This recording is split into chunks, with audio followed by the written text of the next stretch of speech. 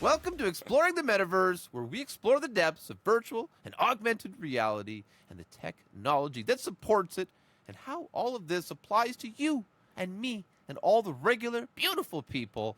And it's absolutely my pleasure to be here today with our special friend, our co host, Mr. Tio. Welcome, bro. Thank you for being here once again. How are you doing?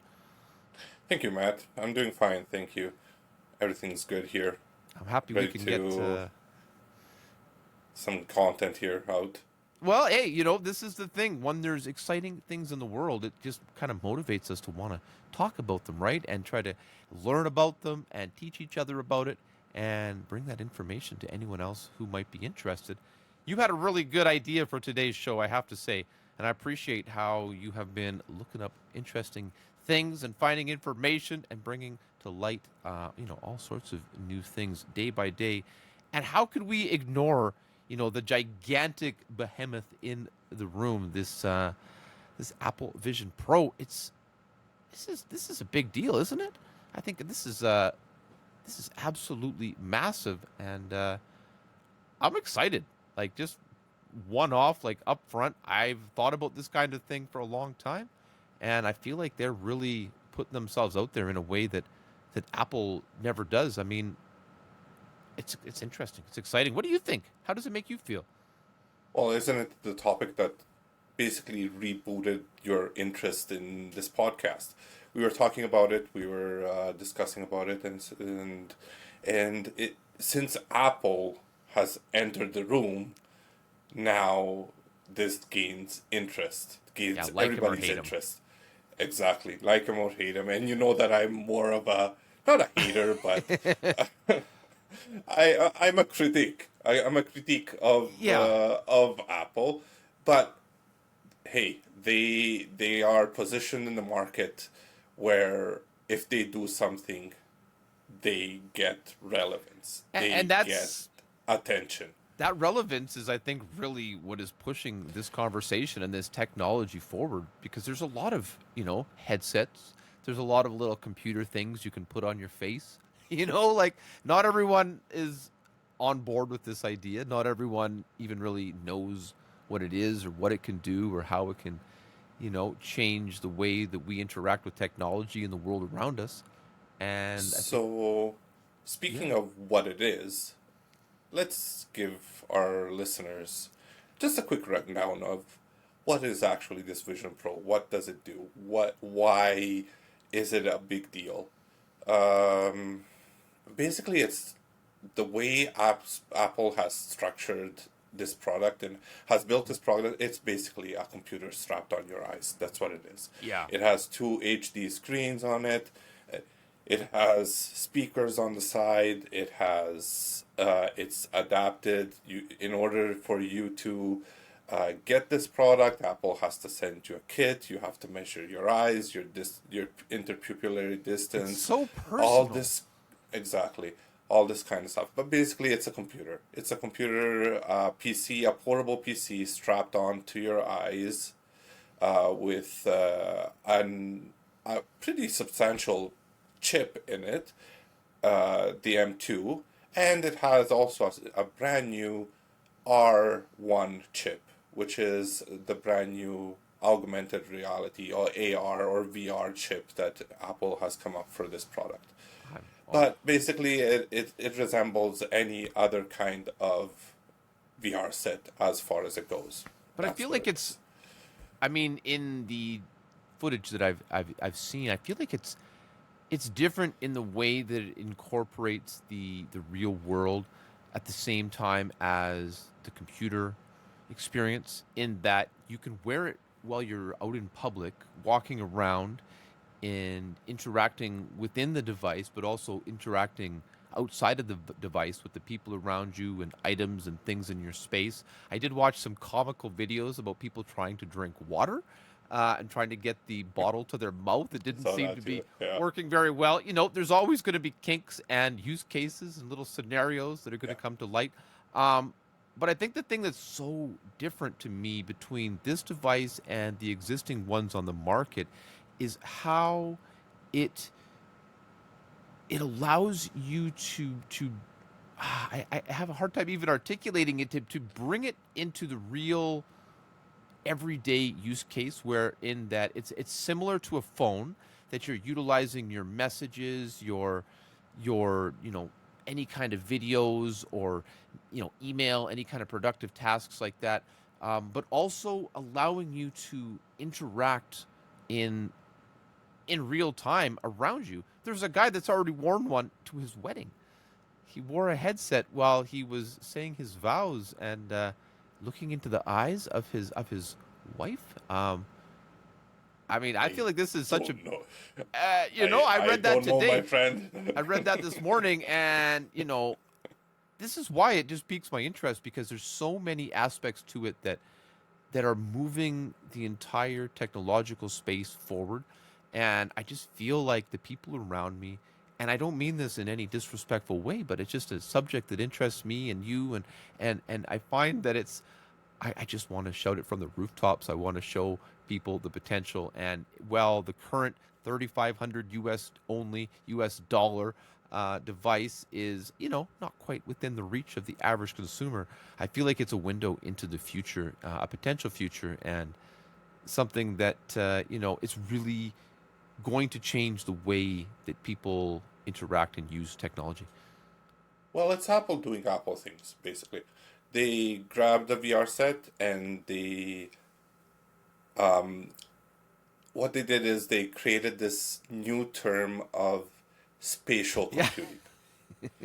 So basically, it's basically creating an environment where you can have your computing going on, and you can put these windows, and you can have so many windows that you can just interact with your eyes, and you can leave him there and leave him in that room and go away, walk away with your headset, and you go back to this room, and these windows that you created for your workspace or your work environment or whatever that you were working on will stay there, stay in that room. The computer will remember and whatever. It integrates But if you with your leave, MacBook. it goes away and you have to reset them if you leave your house and go to another location. Well, But yeah, the concept is there. it's a first generation product, my friend. Well, even I don't know if it's even a first generation product. It might be a prototype, a, a, a generation zero product at this point, even though it's been put in the market because Apple wanted to create the interest in this kind of product, and maybe in 18 24 months they'll come up with Yeah. It the doesn't have real deal. a real But like killer app, a killer use case. I mean, it seems to be really good at like watching videos. Like the examples that I've seen of people on YouTube and a couple of Facebook videos, mainly on YouTube, is allowing you to watch a video but still have like your hands free and it can come with you wherever you're going so that you can continue to be sort of like productive while also engrossed in content. I mean, is that really a good thing? Is do we need exactly. more of that? Like, We'll get there later about what how this can change. but so then, like, so But what else for do we use it entertainment for, right? wise, think about this. Oh, that's Entertainment wise, amazing. It's amazing. you are going to the movies, and instead of watching a screen, you have this strapped to your head with 3D right in your And I face, think it's hard. Yeah, the immersed. 3D impact of it is actually, it seems to be quite insane. So think of how that will change how somebody experiences Yeah. a movie, a I feel like this will be videos, the movie content. theater killer. Like they're already maybe struggling. I don't know. I can't back that up. I haven't looked into that. But I feel like they might not be as popular as they used to be, at least in some areas. Similar to how Amazon has impacted physical stores. I look at a movie theater and I look at being able to strap a whatever 100-inch or whatever 3D movie screen to my face and like not have to leave the comfort of my own home. Sure, the experience is different, but people are so conditioned already to consuming, solo media. Um, Because I, of COVID. and I have so many good memories from movies as a kid growing up, and you're going out with your friends and family, and now we're looking at you know, just getting the movie here in your high tech theater in the middle of your home. I mean, we already have it to some degree, but when it's so good, it gives you less motivation to go to the theater where it's even better. And yes, the theater I still think would have the edge, the advantage in the overall experience. I mean, they've been iterating on it and making it better over Will the it years. though? Will it though? It With depends. I know. special audio and 3D video strapped to your eyes, will the theater still have that Yeah. advantage? It depends how many kids are screaming. You know, did somebody spill their popcorn on you? Is there a big, huge, tall guy sitting in front of you? No offense, tall friend. Like, you know, it depends. I mean, in I get some it. cases, I think it'll be fabulous. But man, for a lot of people, if this is, it's an industry shifting device that could really change where those dollars, those, folks that are willing to pay for new blockbuster type content, it's interesting anyway. I find it very, very exciting. And the capabilities of the device itself, going between AR and VR, shifting so seamlessly between the two, which are completely different. They're very different, Uh, and it's hard to describe that in an audio sense to somebody who's never experienced it. But it's like, imagine looking at a computer screen, but everything around you, everything that you can see is a computer screen. And it might be in a three-dimensional state or it might be in a two-dimensional state, but that is a virtual reality because there's no actual reality that you can even see. You're well in a computer generated environment, but an augmented or the spatial computing that we're speaking of that Apple's generated is like having the ability to still see the real world, except it's generated through cameras that are looking at the world and then yes. replaying it back to you in a live video, and then transposing video and other aspects on top of the real world around you. So that if you're walking down the street, you could have your contact list hovering in the sky just above you if you wanted to tap a name and make a call. On another area of your peripheral vision, you could have a YouTube video playing. You could have a document on another window. All these things can be floating in the air and space around you while still being able to see the person sitting across from you. And they not being able Yes, to see what it is that you're experiencing. exactly, because they see those two dead eyes at the Yeah. center of of the Cold, camera dead, now. Well, heartless. we'll get better. It will get better, but for now, it feels like somebody Uh, is like. I think Meanwhile, it's. your eyes are going everywhere, and it's looking everywhere and you're dead straight, dead vision eyes looking at the world outside of it. Oh man, just before we went live, I was saying how I think it would be so cool if you could rent these kind of devices or experience them in a short-term case, like how you could go to the phone store. Excuse me, you could pick up your new favorite handset, get your new phone, and you can play with it. You can hold it, you can check it out, and you can use it. Now I know you can probably have some kind of experience at the Apple Store. I don't know. That's a good, interesting question to me to see how they're advertising and marketing it in store, in person, when it has a very robust, fitting process. Yeah, I would imagine they're not having people use it. But what do you I think? don't Is that think so. I don't think that. I've not been to an Apple store in a long time, so I don't no? know. But I don't That's a think that. I don't think that they will have it available to try. I think it would It's be an not the advantage to Apple them. way. Well, I it don't think it's is. the I mean, Apple look way. at their store. They have a huge store with all the products, and you're allowed to go in there and use anything and everything. And their little special friend, helper, staff people will, help walk you through things. And they really do give you a hands-on demo as far as a sales process.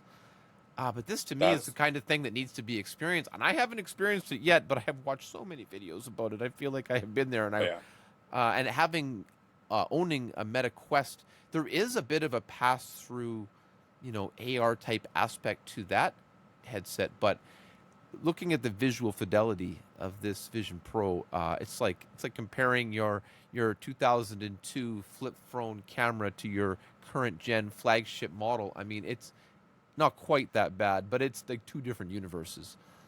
oh, absolutely. It's well, it's a MacBook strapped to your eyes, so I don't think that Cost wise, obviously, like there's no comparison. So what happens when The that cost metaverse. comes down? When we can take a zero off the end and you can get a device with almost the same capabilities for $350. And I look at the idea of outfitting a full classroom of children or a full boardroom of executives or a surgical suite of surgeons and nurses with this kind of high level technology aiding and assisting in the tasks that they're engaged in. What kind of an advantage is that going to give an organization or a group of people that can use this kind of technology to their advantage? Um, I, I look at that right now as me knowing how to use ChatGPT to my advantage, and other people not even knowing what it is. It feels unfair. It feels like I'm doing something that That you're cheating. That how you're could this literally not cheating. yeah how could this not be there for everyone? And it is, but I think many people don't get how much this could bolster the productivity of even like the surgeon, for example. They've got the the procedure underway, not to be too graphic, coming from the medical field, and being able to scan the patient with the sensors on the headset, just where you're visually looking to see the relevant information, and maybe to Rotate, identify structures. rotate Yep. your structure so you can Yeah. see exactly how things are, Finding where you have to abnormalities and exactly. looking at vessel structures, and there's so much that, and having high level AI built into this kind of product to be able to help us interpret the world around us, to identify threats, to identify leaks or weak spots in an industrial mechanical setting, or to look at the tomatoes on the table to decide which one is the ripest that should be used first. I mean, yes, human sensation and human ability and knowledge is always important, but I feel like this is the kind of thing that's pushing us towards a new age of a definition of what actually encompasses human experience and human interaction with the world around us. And we talk about it being a computer strapped to your face, but I think that's a very rudimentary explanation. Oh yeah, it is. But you see, now my critique and my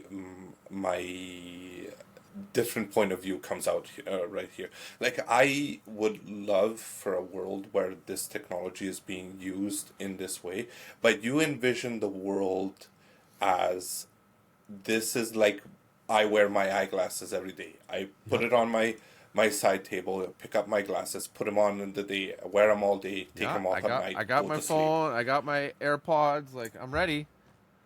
I don't know if this kind of device is good enough for the society because augmented reality, AR, spatial computing, whatever we want to call it, you're still filtering the world through that device when you're experiencing the external Oh yeah, world. no doubt. There's no debate. I mean, So, how does that change how we approach the world, how we approach human interaction, how we will approach our work, how we will, well, maybe work, maybe in a work environment, it will be something that in the future it will be used on a daily basis as we use our computers every day when we go to our work, there right? was a We time that a grab calculator was a threat to a mathematician.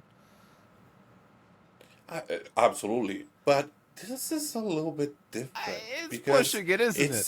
it's not something that it's not a tool to get the job done.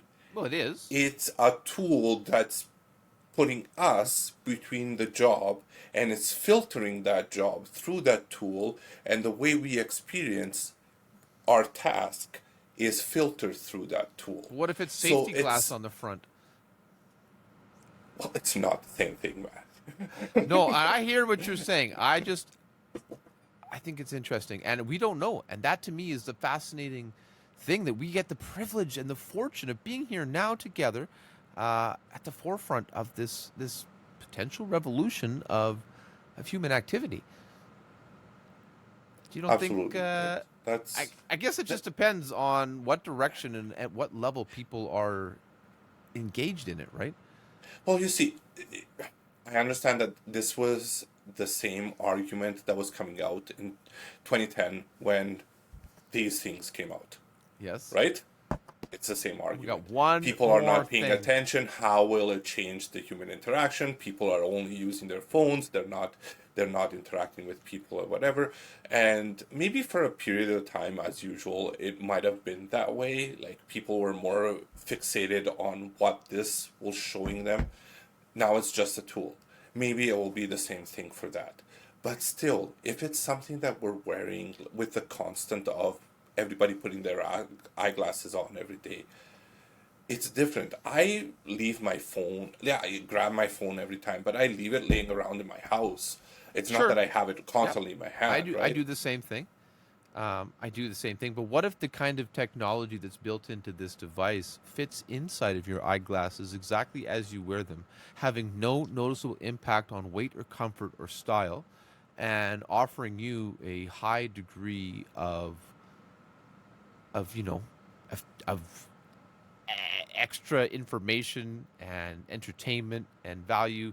And I don't think that's the same as the full headset, but I feel like the concept is similar in that as they iterate this product further and further forward and making the battery, the tethered battery pack, because we both know that's just not that's a no go for the average Joe. I mean, yeah, I used to have my I'll bring a disc, backpack on right? with three or four I, I had a Discman that I put in a basket of my bike on a pillow just so that I could ride down the neighborhood street and not have my little Discman skipping the music. Yeah, Um, it's I find it so exciting, and I think that there's going to be a learning curve, and there's going to be always those outliers who take it too far, who turn it into a bad thing.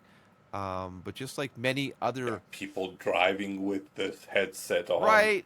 Like, But come if you're in on. a Tesla that's already driving for you, why can't I wear my headset while I'm driving? Do you trust the Tesla driving for you, my friend? Absolutely. I I trust wouldn't. I trust a computer's judgment over people's all the time when it comes to objective scenarios that are clearly defined in an algorithmic state, and the ability for it to act quicker than I can act, and for it to act and to have. Here's the thing that I think about self-driving vehicles. It's not just having the vehicle by itself, but having all the vehicles on the road all interlinked and communicating with each other so that we are like in a safety net of transportation.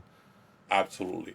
The point is, do you trust now a Tesla No, to drive for you? no, not today. No.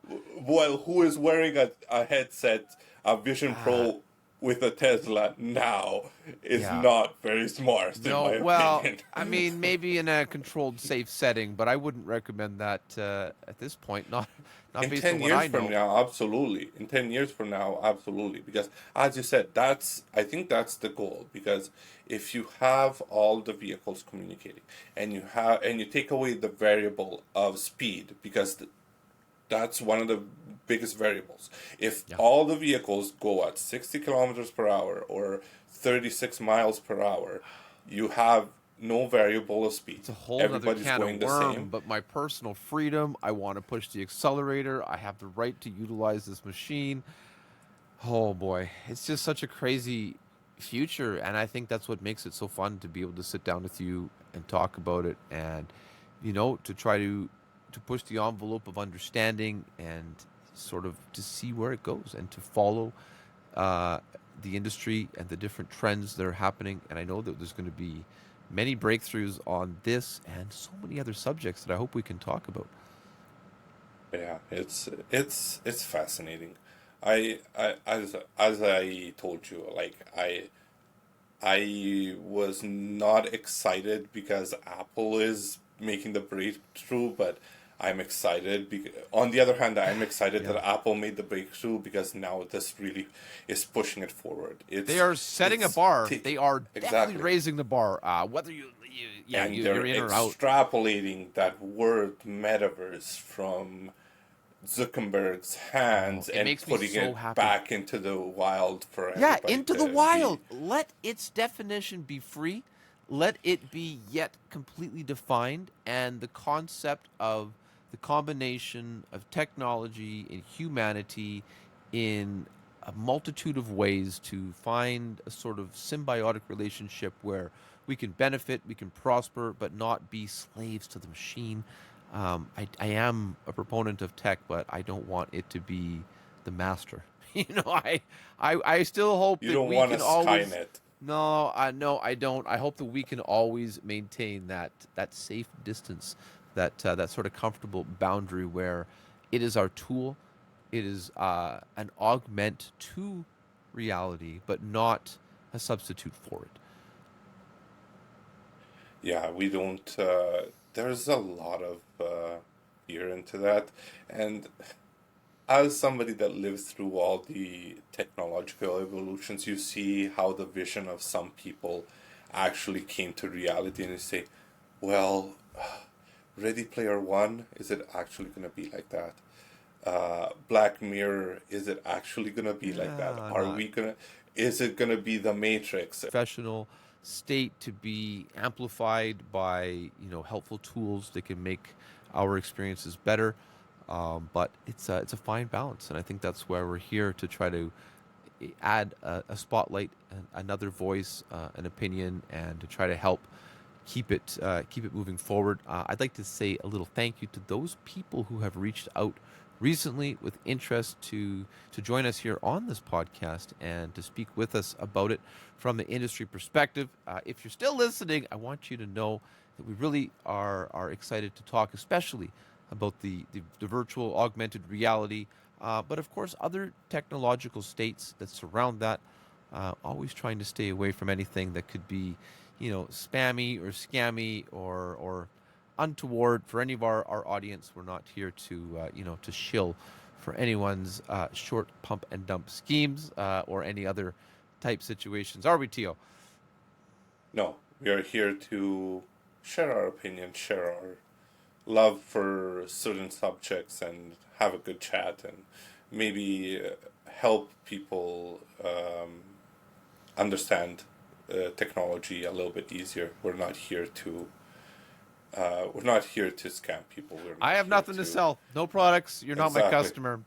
Thank you, brother. I exactly. hate to cut you off, but I think it's time to hit back the books, and I can't wait for us to get back together for the next time, and pray keep moving forward. Thank you very much. I appreciate you, man. Well, thank you as usual. It's always a pleasure to have a chat with you about interesting and fun and cool things to talk about with a friend. Can I borrow $3,500? Not now. Oh, U.S. Talk. only. Thanks, bro. I know, right? Have a great rest of your day, Thank you. Have a good evening. and take care. Thanks everyone for listening. Thanks for watching, and we'll hope to catch you next time.